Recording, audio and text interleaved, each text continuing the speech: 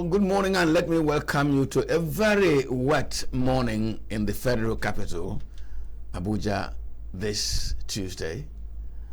I do not know how the weather is in Enugu, but my colleagues there were putting up a very sprightly presentation, which I enjoyed every second of it. So let us try and make it as sprightly as Enugu had begun this morning. My name is Mwabuoz Njoko, and welcome to the show this morning. And today, as I promised you, on Thursday, Friday, and on Monday, we'll be putting the cap on our conversation on 2 years of the Tinubu administration. As we said yesterday, we are going to be looking at 2 years of the Tinubu administration from the prism of Wike, the FCT.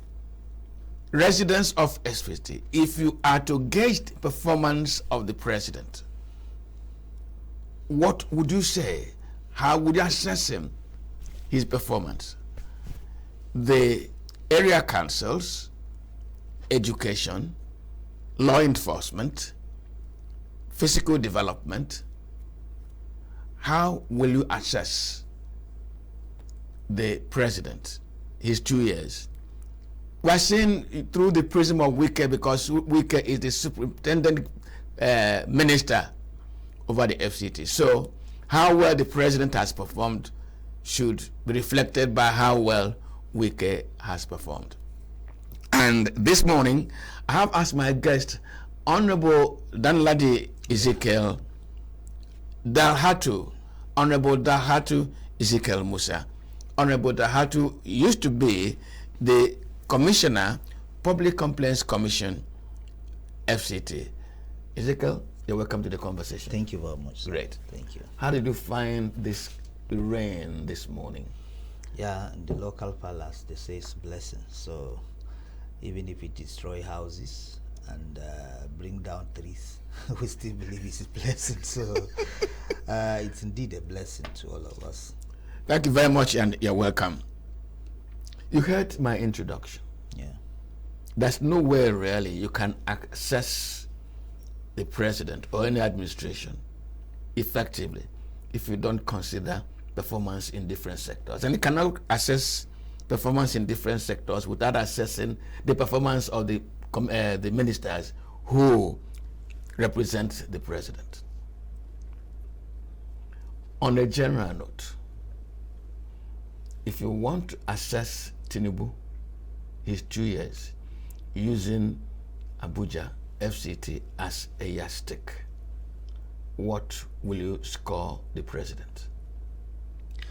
Okay, I'm glad to be here using the Signature TV platform and to interrogate some issues as it concerns the performance of the president, because generally no person is elected into the position of presidency to just be there as a ceremonial person, but the essence is actually to deliver on the mandate, and especially on the campaign promises that they have laid to the general public. Unlike other clients that they are always judged and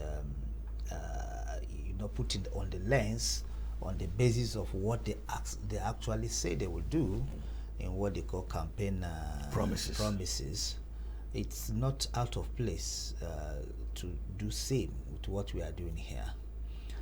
Generally, Tinubu's government, when you put FCT as a prism, has actually made some remarkable impact.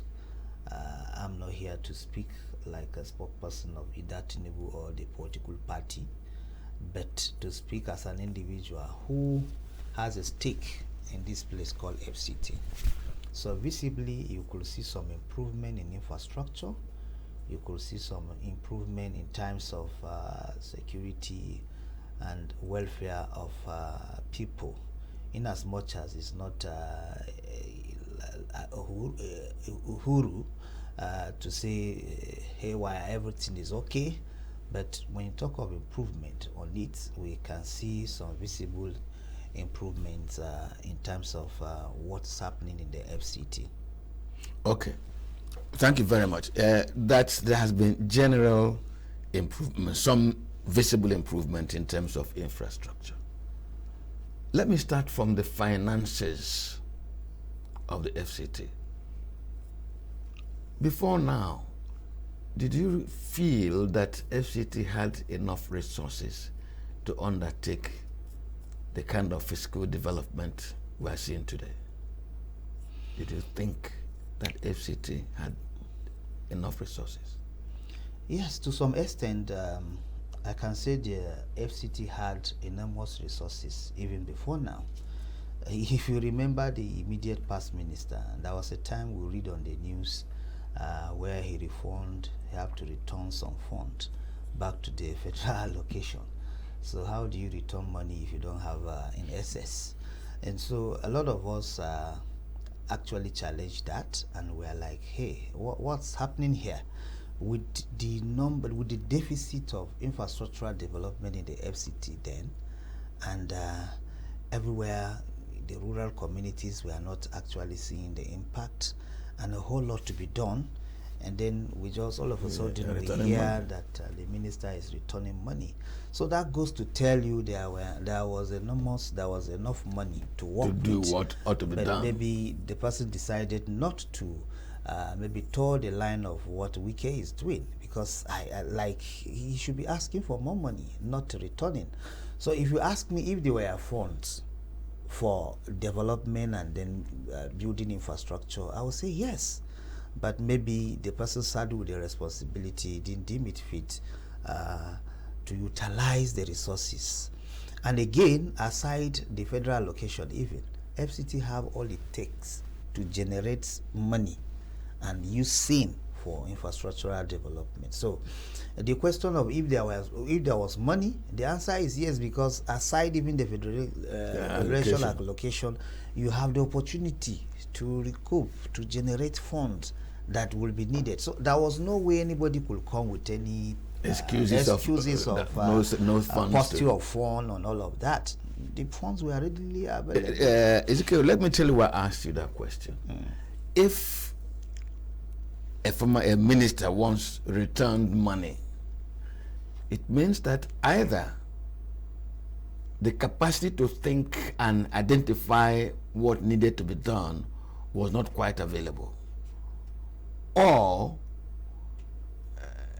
he wasn't quite prepared for the job, or in fact that Wike is realizing areas of making resources available to the state and applying those resources to be able to achieve what is achieved.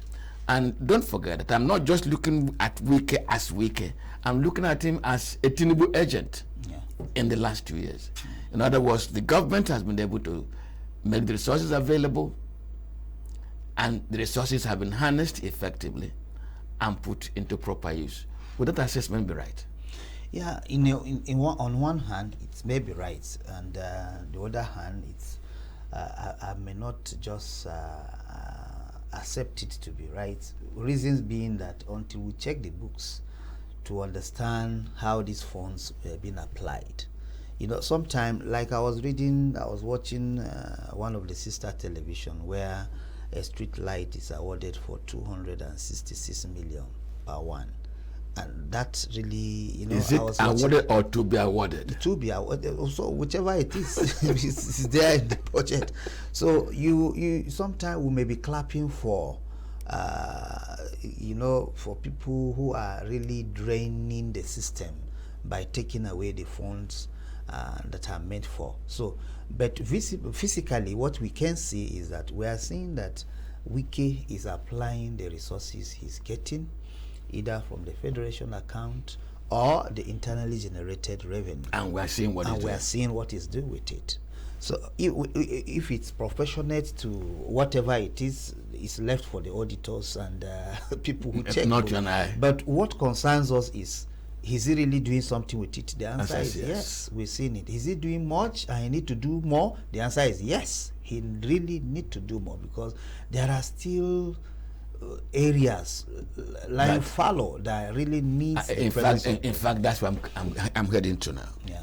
One of the complaints most critics of federal government, not just this administration, including this administration, is that there are many areas of Nigeria without the presence of government, what they call the ungoverned areas of Nigeria, and that those ungoverned areas are in fact Nigeria's weak points.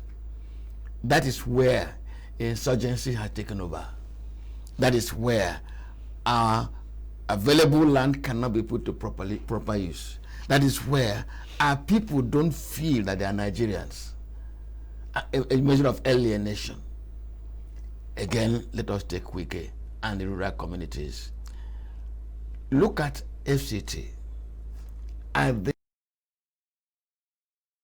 that word advisedly, are there ungoverned areas of FCT that should be touched in order to give higher marks to Tinubu?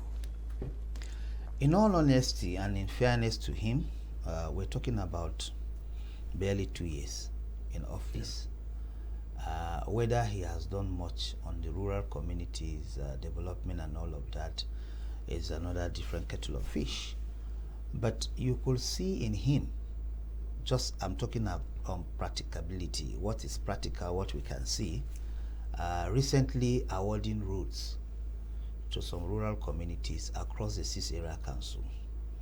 He openly said he has asked the area council chairman to nominate at least one route that will be built by his administration to the rural communities.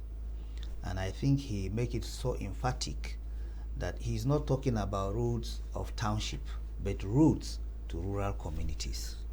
So coming out to say that, he gave some semblance of he is actually ready to also take the development back to the rural community, because there were a lot of criticism on how he's scraping the existing roads in the municipality, in Maitama, Asokoro, and all of that, scraping the existing trying roads to give more to those who already have. More of beautifying it. And people were like, what's this? We have a lot of places that you can't even drive by motorcycle to some of the communities in the FCT. So why concentrating? But you also look at it to the other angle to see that the city of government also don't need to look so dilapidated and looking, off to the view of our visitors and even us that are living in town. So we will ask him to do more the rural community now that he has settled the municipality to some extent, because you still have some estates that you can't even drive comfortably to those places, and then you have a whole lot of communities as I speak to you that you can't even drive with motorcycle to such community. Are you talking about Almamagi? Almamagi is Nabaji. Yeah. Or are you talking about Gau? Or you are talking about Darka? Or are you talking about Mae, Ogumae? Or are you talking about the Shere? And I see that recently Shere Galwi Road is being rehabilitated also. But you still have places like Kau, and then you still have places in the hinterland such as Yebu Road, just like I said, the rural community. But you still have Nyite, you still have Gau, and then you still have some places like the Kabimongoro, of our time, and then a whole lot of places that really need accession. So we know Rome is not built in a day. No. And just like I said, in fairness to him, he's just 2 years in office. So, but his posture of willingness to touch out to the rural communities is what gives us the confidence, and we are reposing such confidence in him that he will actually deliver on that aspect. But actually, and then on a very serious note, the rural communities need serious attention of government. There are communities you will go to in FCT and you will never believe you are in FCT. Complete absence of government presence.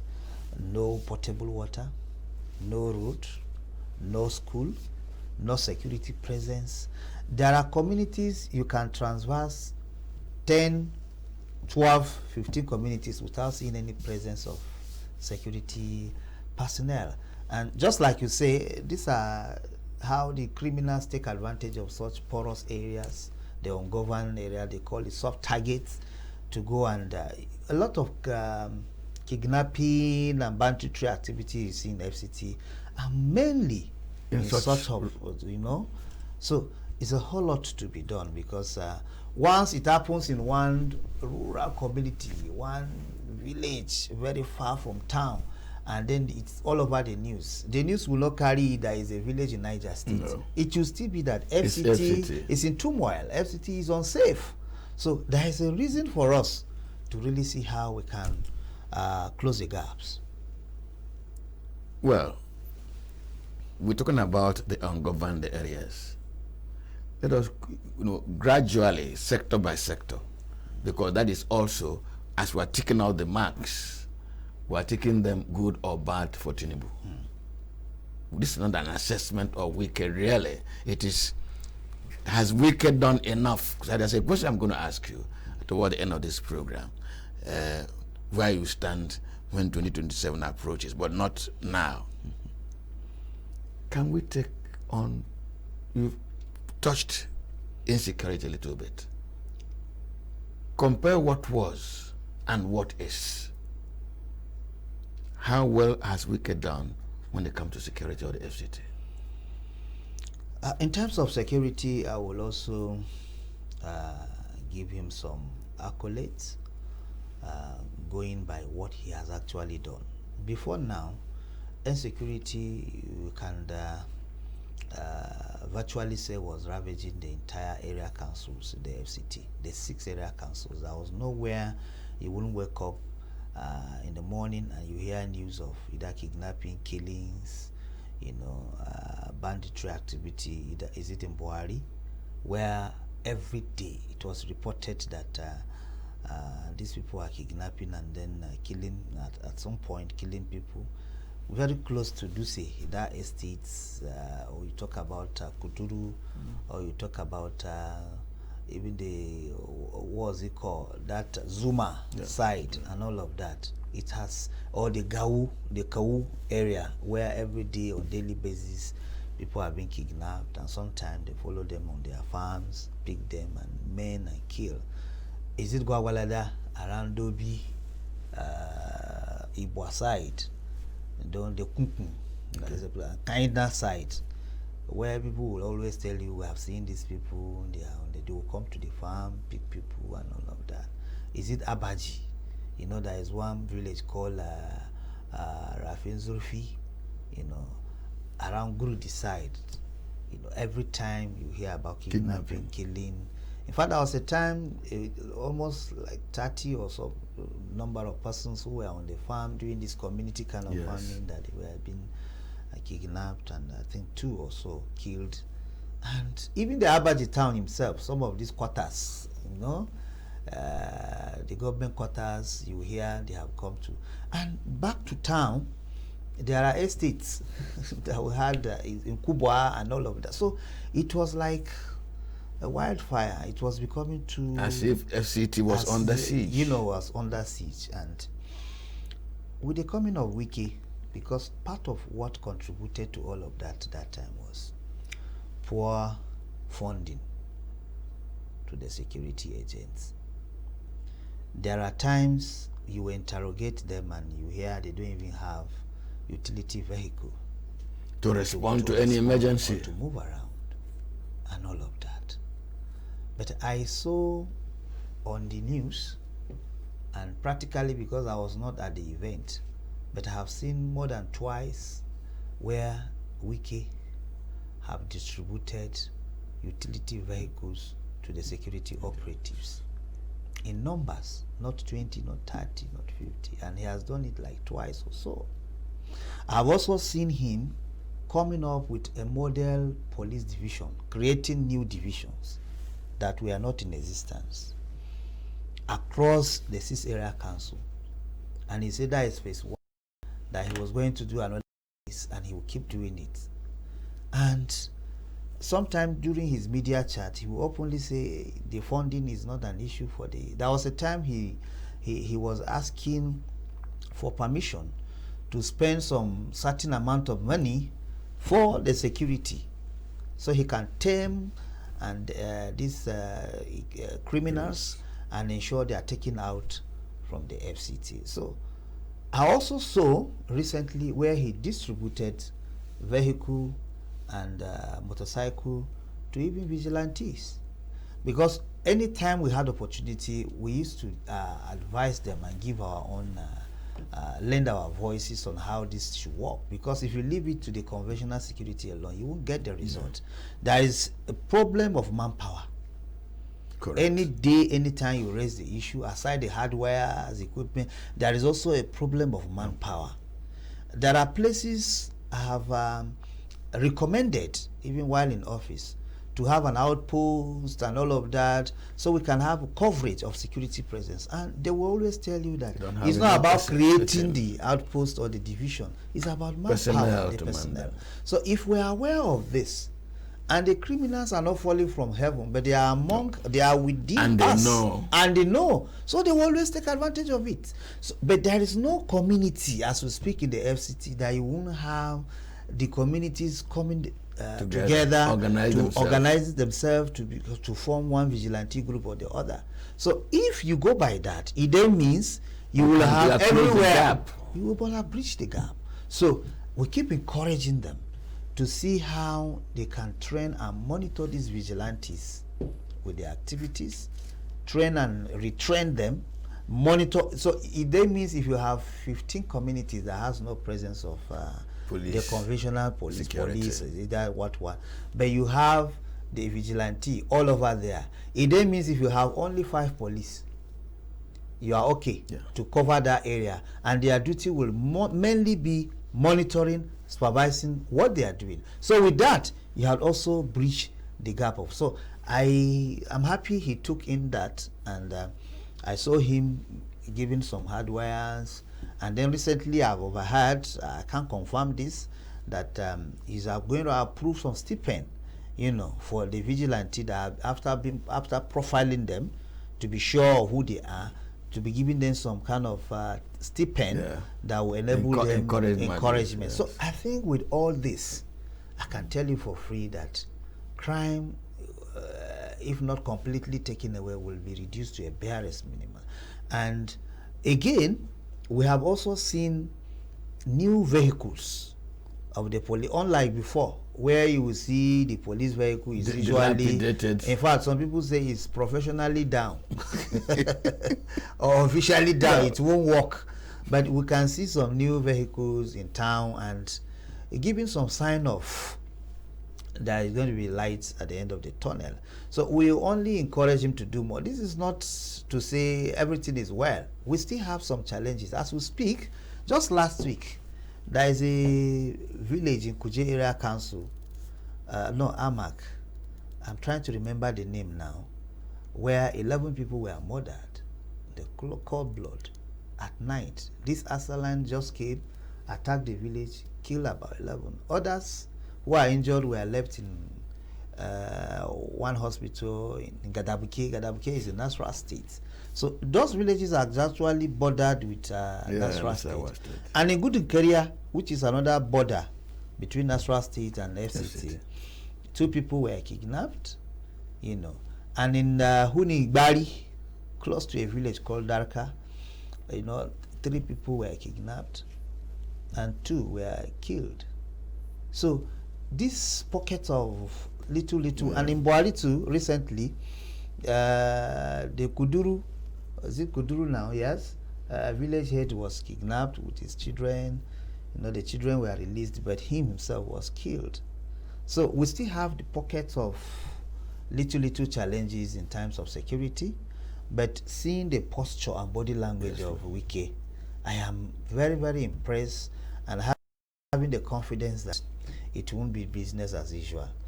Gauging his performance just within 2 years, I'm believing that with more time, he will improve in what he is doing. So we encourage him to keep doing what he's doing. Why before you took up this issue, you were looking at infrastructure and all that. But as you were not talking about these ungoverned areas where these criminals are taken advantage of, something else occurred to me. I said, after all, the FCT has a master plan. And Wike has been strident in saying those distorting the master plan are creating development challenges for the FCT. There are structures, there are infrastructure designed in a particular way. And now he's trying to follow it. And people are a little bit reluctant, sometimes up in arms, sometimes very loud in their complaints that the man is either destroying buildings or he's stopping development, whatever it is. Which is better? Sticking to the master plan and be sure that FCT develops in an orderly manner, or driving development with sentiment? Yeah, there's a two sides of the coin to this, if you ask me, because leadership is said to be by example. When you talk about strict adherence to master plan, there are issues with it. Because as we speak, I have had conversations with evidence where scholars or people with authority in terms of development, urban development, architect and all of that, to say even the government itself is distorting its own master plan. So Ezekiel, you do not want to be straightforward with it. Let me tell you. Yeah. Do not be euphemistic. Don't try to put it this way. There is a debate in the media whether Aso Rock should not be demolished. So, and many other places. So when you talk of strict adherence to the master plan, sometimes what people think is, if you don't like my face, you colorate, you apply master plan on me, and you take me out. But if I'm your good books, and you seems to have some soft spots for me, you play around, you fall into the master. There are green areas that have been taken and designed for residential areas. We all know it. There are commercial areas that have been converted to residential areas, and all of that. And the poor person on the streets does not have such powers to convert anything to anything. So it's still the players in government. This has been on even for a while.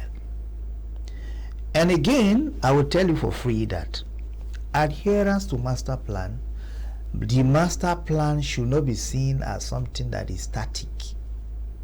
It should be flexible.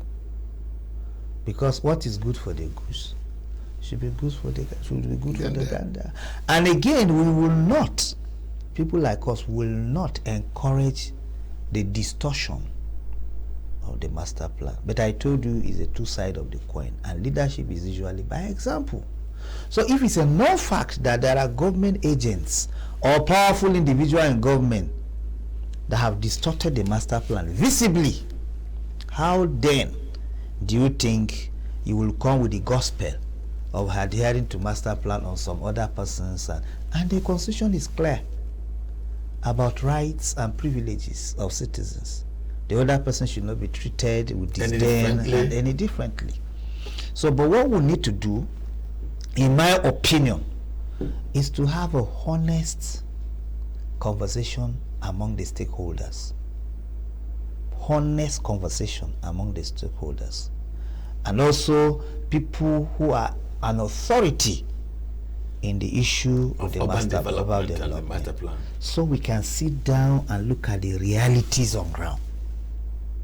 What I mean by that, if the master plan was supposed to be this, and we found out that A, B, C had, in a way of encroaching and all of that, let's sit and look at the reality and see how to play around it and still have the master plan the way it is. I'm sure it's not every portion of the master plan that has been obstructed. No. Planning is done with the people. I watched one documentary of one old man in China where they had road construction, a major one for that matter. And when he was approached for resettlement compensation and all of that, The man said no, he was not going to accept. And as a right of a citizen, they still constructed the road, but found a way around it without destroying his little hut. Because planning generally, globally, is done with the people. Yeah.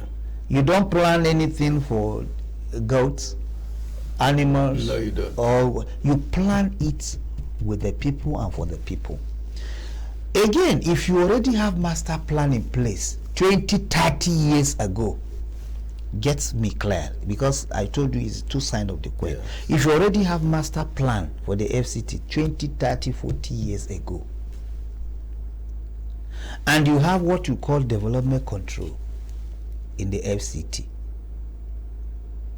office well established, well equipped, and every public resource, and you have that department where on your master plan school will be here, this will be here, well spread out 30, 20 years. You will go to places and see that some of these structures just sprang up not up to 3, 4 years back. You did not control it. You did not sanction them. You did not stop it. But you waited until the full structure is in place, people have occupied, in use. In fact, they had the government facilities paying utility bill, like the ASD now that is private anyway. But then, you know, in some places you will see schools, water schools, well built, government public schools. And then the same you will come overnight and say this is against master plan, and then you just give notice after 2 days, you bring tractor and then demolish. It's arcade to me, because you are wasting human resources, you are wasting the economic of this country, and you are recruiting criminals.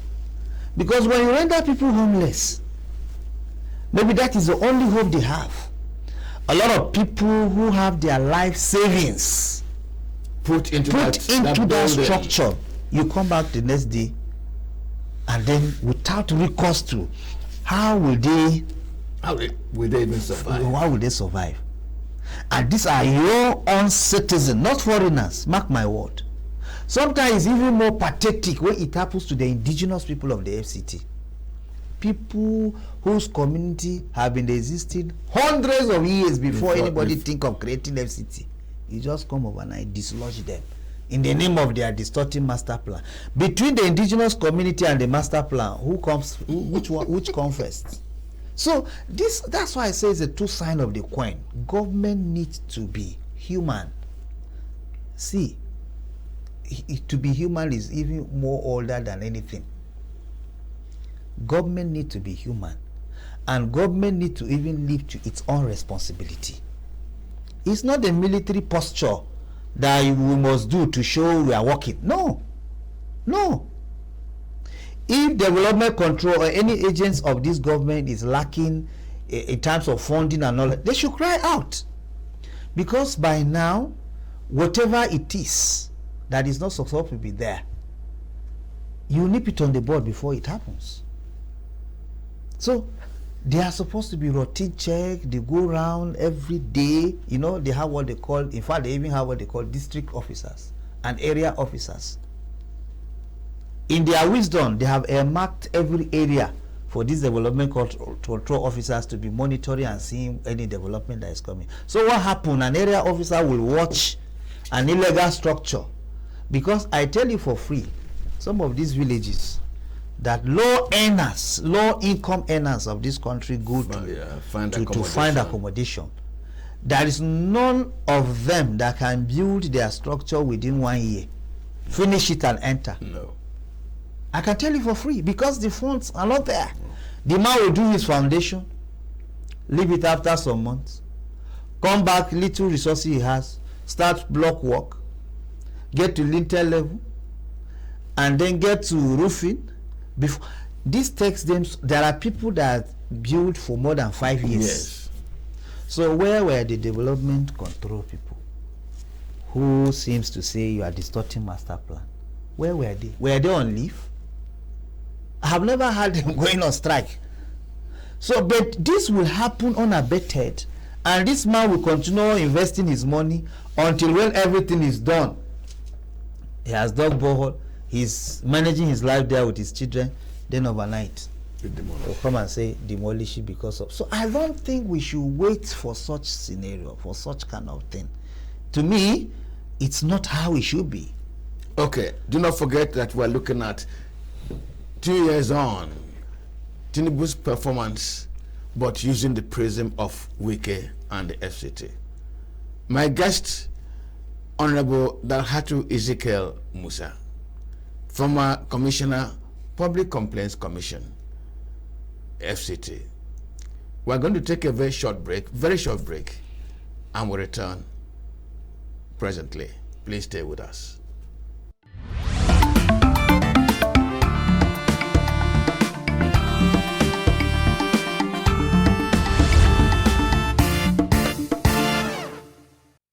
Well, I just told you when we began this program that we are going to be putting a cap on our assessment of the performance of the Tinubu administration in the past 2 years, and that we are going to put that cap using our assessment of the performance in the FCT. Thus far, my guest seems to be taking good, but a little more, please. You need to do a little more here. Honorable Dalhatu Ezekiel Musa, we are still talking about putting a cap on our conversation today. Promises made by the Tinubu government, first during politics, now in government. They will improve education, fund it effectively. They have released money to the council to take care of primary education. Wike is in charge of the FCT on behalf of Tinubu. How well has he treated education in the FCT? And therefore, how well has Tinubu treated education in the FCT? I think to take on this, just like a rider to what I was saying about government policies, implementation and all of that, let me ask you, what has happened to local government autonomy? I need to get back to the Supreme Court. This thing was passed. The Supreme Court passed judgment since October last 2024. Until now, it has not been implemented. No. Please, Dalhatu, don't say that. Because the Supreme Court added the Latin expression status quo ante. And the interpretation of status quo ante is leave things as they have been. Why are you here canvassing, trying to put the local government into trouble? The problem is this. When we say one thing and we are seeing doing the other one, it marvels me and it gives me some kind of fear about governance in this country. In terms of education in the FCT, yes, it will not interest you to say, but it could make me sad. It will make you sad to know that the primary school children have been home for the past 2 months or so in the FCT, which is not supposed to be. And it's been ball passing. On the other hand, the area council chairman will say, we don't have these funds. We inherited some of these areas, some from 2017, some 2009, all of that. And we only came on board 2022, yes, or thereabout, and all of that. And so these areas is not owned by us, and we don't have the funds, to pay. I've heard the Honorable Minister saying he has given them money to go and pay. He said so. And the area council chairman will come and say, no, we have not received monies specifically for the payment of teachers' minimum wage and all of that. You should know that it's not just the primary school teachers that are on strike. Even the area council staffs across the 6 area councils, none of them is in office. All the area councils are locked. The Nolge are also on strike, demanding for minimum wage. implementation. So when we are looking at Wike's performance on the lens of what he's doing in the FCT, you will tend to see the civil servants may not be singing his praises the way it's supposed to be, because all they know is when their entitlements are given to them, not just the road construction and all of that. And so he needs to do something about it. Just like I say, it's been ball passing. Because the minister that I know, if he has made monies available to this area council chairman with specific heading for this purpose, and the monies are released, he won't sit and look at them doing what they are doing. My worry, Honorable Danladi, is that now that local governments in Abuja, F11 local councils are financially autonomous, and if the minister has released their money to them, it's not the duty of the minister to tell them, apply the money for buying a cup, applying the money to fix a bucket. They have their money, they have their responsibilities, they have their challenges, and they are competent enough to run that level of government in our country. So they should also know how to determine their priorities. No, that's the point I'm making. They tell you the money available to them is for A, B, C, D. Do you get? And added money for them to be able to carry this A, B, C, D is not there. The other time they came out and said, I watched them at the interactive session with the committee on FCT at the National Assembly, where they said there are some funds that normally comes to the area council for doing a specific job with it. And it's not as if such funds comes every month. Sometimes it's after 6 months, sometimes it's after 1 year, sometimes after 3 months or thereabout. That there was a fund, what did they call it? I've forgotten the name now. Is it signature? What? There was a fund released to them from the office of the Accountant General of the Federation for a specific thing to do with it. And if they carry that fund and apply to pay minimum wage, and the fund is not starting to come the next month, so you have started paying the minimum wage and you will not have the ability to continue. You get my producer says I should please tell Danladi to score. So in terms of the FCT, management of education, what are you going to score? It's difficult for me to score good if the children are still at home. My conscience will judge me, because if they are well taken care of, and education sector is well settled, we won't have our children. I'm not interested in whether you have the structure everywhere. And besides, it's not even everywhere, but I don't blame it on Wike, because we are talking about 2 years. I saw a report where he said he has renovated over 60 schools, and then built some. But we still have schools in the FCT. I can give you pictures. I can take you to sites where students still undertake learning on the floor without chairs. No, that may not be in our FCT. But here in FCT, Honorable Danladi, and then you have I live in an FCT. Yeah, I mean, so maybe you live in Asokoro. We say, and I can take you to villages where you will find it difficult to even ride a bicycle, motorcycle, and then you will go and see where not even that. Not up to 5-6 kilometers from the city center, you will find schools like that. I saw it on the reports, and some of them I have visited.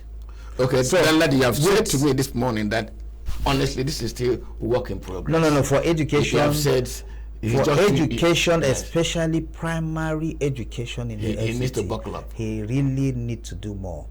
If the area councils are they are dancing around it and doing whatever, Wike, I know, with bold steps about education should not be something exceptional. Thank you very much. I'm told we are overshooting. Yeah. We are overshooting. A little bit under an hour, I've been conversing with Honorable Dalhatu Ezekiel Musa. Honorable Dalhatu is the former Commissioner, Public Complaints Commission, FCT. This morning, all we did was how well has Tinubu performed in the past 2 years using Wike as a yardstick. Well, infrastructure, Dalhatu, a very big good, he said. Raising resources and applying resources, a very big good. Taking development to the area councils, yes, he says he's doing well. His body language also shows his commitment to do more, but says, in this case, I want to play the Oliver twist.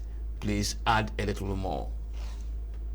Education, he says he'll be conscience-stricken if he takes a good. In other words, here the president has scored F9. I didn't say so. And he says what he can show me if I doubted him.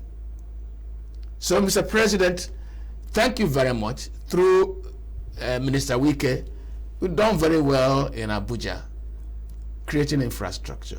You've tackled insecurity.